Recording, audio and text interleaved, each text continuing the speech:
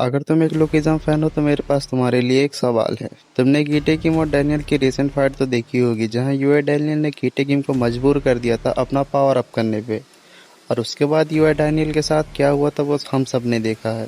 गीटे किम ने लगभग UA Daniel को मार ही डाला था। वो जैसे ही अपनी कुल्हाड़ी से उसके ऊपर अटैक करने जाता है, बीच में अंकल आके उसे बचा लेते हैं। फिर फाइट होती है जिनवन पार्क जो भी नाम हो, अंकल वर्सेस गीटे किम की। और अब यही मेरा सवाल है, क्या होता अगर गीटे किम और अंकल के फाइट में डैनियल वहीं पड़ा पड़ा मर गया होता, तो हमारे लुकिज्म की क्या स्टोरी होती। तो आज की हमारी ये वीडियो इसी टॉपिक पे है। वीडियो शुरू करने से पहले मैं आप सबको एक छोटी सी चीज़ बता देता हूँ। ये मेरा ओपिनियन है, इसलिए हो सकता है आप में से काफ़ी लोग को ये पसंद ना आए। तो अपना ओपिनियन मुझे कमेंट में बता सकते हैं। मुझे जिसका भी ओपिनियन ज़्यादा सही लगेगा मैं उस कमेंट को पिन कर दूंगा। तो चलिए अब वीडियो शुरू करते हैं। तो गीते की और अंकल की फाइट चल रही होती है और वहीं दूसरी तरफ हमारा डैनियल जमीन पे पड़ा हुआ होता है। उसकी हालत इतनी ज़्यादा खराब हो चुकी होती है कि अब उसके आँख धीरे धीरे अपने आप ही बंद हो रहे होते हैं और कुछ ही देर बाद वो पूरी तरह से मर जाता है। अब यहाँ पे एक सवाल आता है, अगर हमारा ओजी डैनियल मर चुका है तो उसकी सेकेंड बॉडी का क्या होगा? क्या वो भी मर जाएगा? तो यहाँ से शुरू होता है हमारे इस व्हाट इफ सीरीज का मेन सिनेरियो। मेरे हिसाब से ओजे डैनियल के मरते ही उसका माइंड ट्रांसफर हो जाएगा सेकंड बॉडी में, और वो सेकंड बॉडी में उठते ही तुरंत पहले यहाँ पर आएगा। वहाँ पहुँचते ही वो सबसे पहले अपनी ओरिजिनल बॉडी यूजीन और यूजीन के भाई को, तीनों जन को एक सेफ जगह लेकर जाएगा। और जब उसे एहसास होगा कि अंकल फाइट में स्ट्रगल कर रहे हैं तो वो अंकल को फाइट में ज्वाइन करेगा। और फिर मुझे नहीं लगता गीटे गेम इन दो कॉपी यूजर के सामने टिक पाएगा। That's mean it's last fight of गीटे गेम। वो यही मारा जाएगा। इनकी फाइट शुरू होती है और तभी हमें फ्लैशबैक दिखाया जाता है। बिग बॉडी डैनियल जब यहाँ आ रहा होता है तो उसने अपने दोस्तों को फोन करके इस जगह के बारे में बता दिया होता है। तो यहाँ एलाइट की टीम पहुंच चुकी होती है। यहाँ का नज़ारा देख के एलाइट पूरी तरह से हैरान हो चुकी होती है और तभी हमें दिखाया जाता है गीटे किम और अंकल जमीन पे पड़े हुए होते और डैनियल अपने घुटनों पर होता है। तभी वास्को जल्दी से भाग के डैनियल के पास जाता है, पर डैनियल अपने हाथ से इशारा करके वास्को को बताता है ओजी डैनियल और यूजीन के पास जाने को। वास्को की नज़र लिटिल डैनियल पे पड़ती है और वो पूरी तेजी से भाग के उनकी तरफ जाने लगता है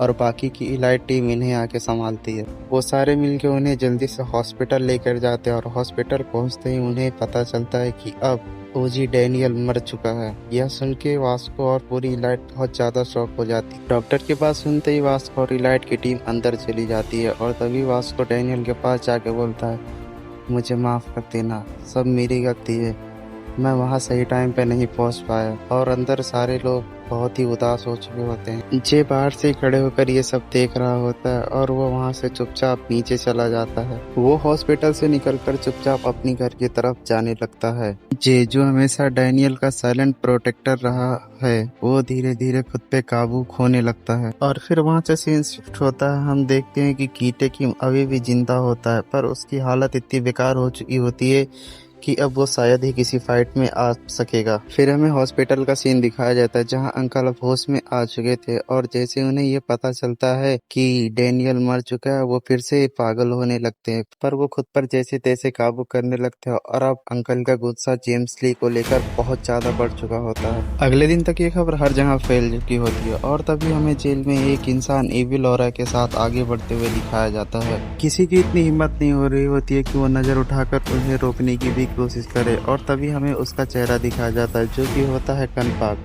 वो एक जोरदार पंच मारता है दीवार पर और जेल की दीवार तोड़कर वहां से निकल जाता है। उसके बाद वहां से सीन शिफ्ट होता है और हमें दिखाई देता है वास्को जो कि अकेले बैठा हुआ होता है और वो बहुत ही गहरी सोच में रहता है। इस मोमेंट तक वास्को बिल्कुल ही बदल चुका होता है। उसका वो लोगों को लेके केयर करने की फीलिंग धीरे धीरे डाउन होने लगती है और उसके अंदर अब सिर्फ बहुत भयंकर गुस्सा भरा होता है और उसके अंदर सिर्फ बदले की फीलिंग आ रही होती है। हमने एक बार दे रखा है जब वास्को अपने दोस्तों का बदला लेने पर आता है तो वो कितना खतरनाक हो जाता है, और इस बार तो उसके दोस्त की जान किसी ने ले ली है। तो आप अंदाजा लगा ही सकते हो वो क्या करेगा। वहाँ से सीन शिफ्ट होता है और हमें दिखाया जाता है डैनियल जो अपने ओरिजिनल बॉडी के पास बैठा हुआ होता है और वो उसे देखकर सोच रहा होता है ये आखिर ये सब क्या हो गया? क्या मैं सच में मर चुका हूँ और अब मुझे हमेशा इस दूसरी बॉडी में एक अनजान पहचान के साथ रहना होगा? आखिर मैं अपने माँ के पास इस मुंह के साथ कैसे जाऊंगा? क्या क्या वो मुझे इस तरह पहचान भी पाएंगे? जेम्स ली, मैं तुम्हें जान से मार दूंगा। उसके बाद हमें नेक्स्ट डे का सीन दिखाया जाता है जहाँ सारे लोग डैनियल के फ्यूनरल में आए होते हैं। वहाँ ऑलमोस्ट हर वो इंसान होता है जिसे डैनियल जानता था। जे, जयहोंग, वास्को, इलाइट, गन, गो और भी काफी सारे किंग्स और स्ट्रॉन्ग फाइटर्स आए होते हैं। फ्यूनरल के बाद बिग डैनियल सबको बोलता है कि कोई भी डैनियल की माँ को अभी ये नहीं बताएगा कि डैनियल मर चुका है। पहले हम डैनियल का बदला लेंगे और उसके बाद मैं खुद जाकर उन्हें ये बात बताऊंगा। और इसके बाद हमें कुछ हफ्तों का टाइम स्किप दिखाया जाता है और फिर हमें एक कमरे में जे होंग और सोफिया दिखाई जाती है और उनके सामने बैठे होते हैं PT, hostel, फोर्टो, बर्नकल, allied, big Daniel, सारे किंग्स, वर्कर्स, गन को एंड उसके सीक्रेट फ्रेंड्स। और जेहोंग तभी सबको बोलता है, फाइनली मैंने ढूंढ लिया जेम्स ली का अड्डा। अब हमारे पास उसकी लोकेशन है, तो अब हमें सिर्फ एक परफेक्ट प्लान चाहिए उस पर अटैक करने के लिए। इसके बाद हमें गो की आवाज आती है। वो कहता है, माफ करना, पर क्या मैं जान सकता हूँ मैं इसमें तुम्हारी मदद क्यों करने वाला हूँ? जेहोंग उसकी बात सुनकर स्माइल करता है और तभी एक दरवाजा खुलता है और वहां से जे 3 पैसों से भरा बैग लेकर आकर उसके सामने रख देता है। और तभी जेहोंग बोलता है, बस मेरी एक शर्त है, तुम्हें मेरी हर बात माननी होगी। यहाँ बैठे जितने भी लोग हैं, जिसे जो चाहिए मैं उन्हें वो ला के दूंगा, बस बदले में उन्हें मेरे प्लान के हिसाब से चलना होगा। जेहोंग की ये बात सुनकर वास्को खड़ा होता है और वो कहता है, माफ करिएगा सर, पर हम यहाँ पैसे या किसी और चीज के लिए नहीं आए हैं। यहाँ हम सिर्फ इसलिए हैं क्योंकि हमें हमारे दोस्त डैनियल की मौत का बदला लेना था। वास्को, मुझे तुम्हारी बात अच्छे से समझ आ रही है, पर मैं बस अपनी तरफ से पूरी कोशिश कर रहा हूँ कि यहाँ मौजूद सारे लोग इस प्लान में हमारा साथ दें। तभी गन पार्क बोलता है, अबे ओए, मेरी बात सुन, मुझे तुम्हारी इन फालतू चीज़ों में कोई भी दिलचस्पी नहीं है। मुझे बस उसका एड्रेस चाहिए। उसने मेरे मास्टरपीस को मरवाया है।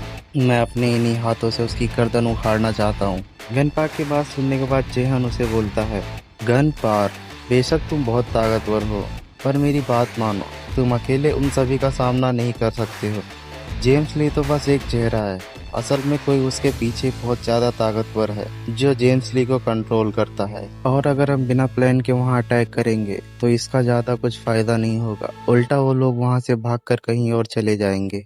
हमारे पास बस एक ही मौका है और इस मौके को हमें जाने नहीं देना चाहिए। और हमारा टारगेट सिर्फ जेम्स ली नहीं, बल्कि उसका रियल बॉस होगा। हम इस लास्ट बैटल में सब कुछ खत्म कर देंगे। अब मैं प्लानिंग शुरू करता हूँ और तुम सब अपनी ट्रेनिंग पे ध्यान दो। अब तुम्हें ज्यादा से ज्यादा ताकतवर बनना है। तो ये था हमारे वर्टिक सीरीज का पार्ट 1। अगर आपको ये अच्छा लगा है तो कमेंट में जरूर बताइए, और अगर आपको इसका पार्ट 2 भी चाहिए तो कमेंट कर दीजिए पार्ट 2 में। जल्द से जल्द इसका पार्ट 2 भी लेकर आ जाऊंगा। जब तक के लिए मजे कीजिए।